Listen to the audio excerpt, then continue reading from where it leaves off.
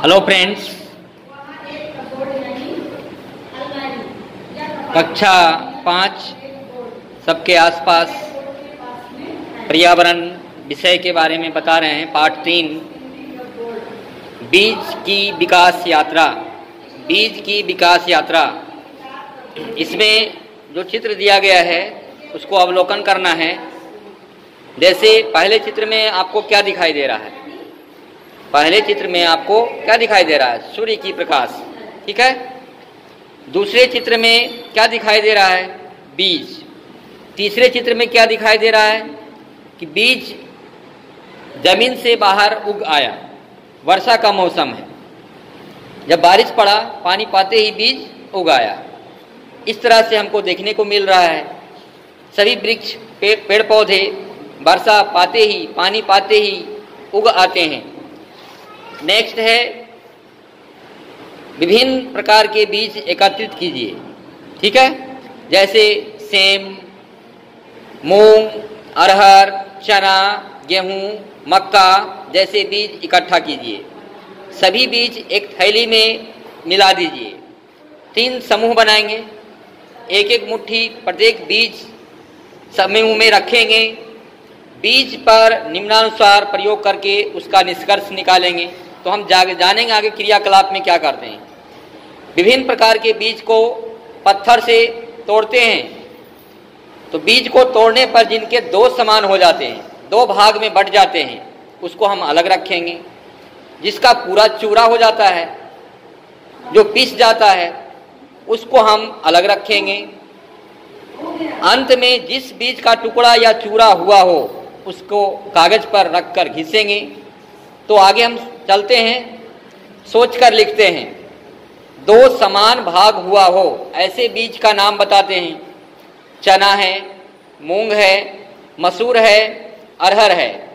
तो जिस बीज के 2 समान भाग हो जाते हैं, जिस बीज के 2 समान भाग हो जाते हैं परंतु कागज को तैलीय न करता हो, उस बीज को दलहन कहते हैं।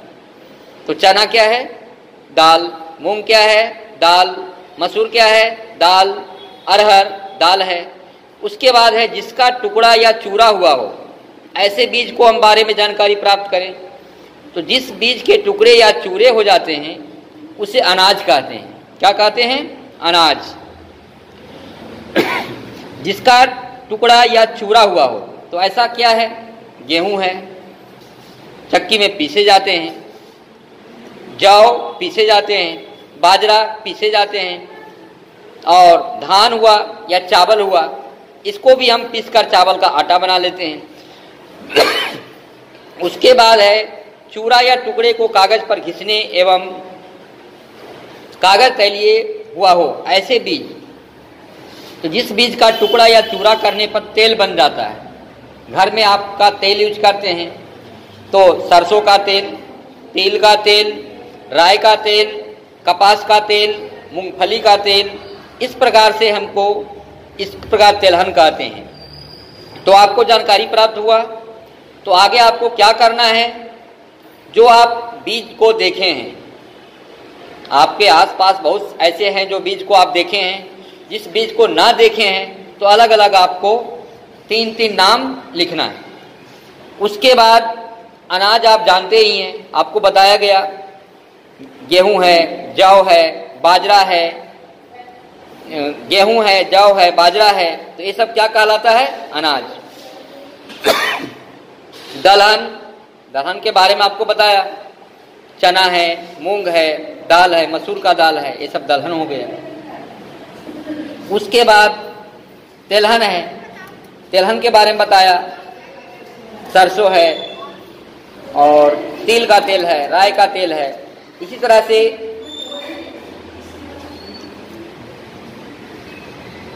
बीज के समान टुकड़े हुए हों ऐसे बीज, चना, मूंग, इस तरह से आपको इस फिलअप करके भरना है, कंप्लीट करना है।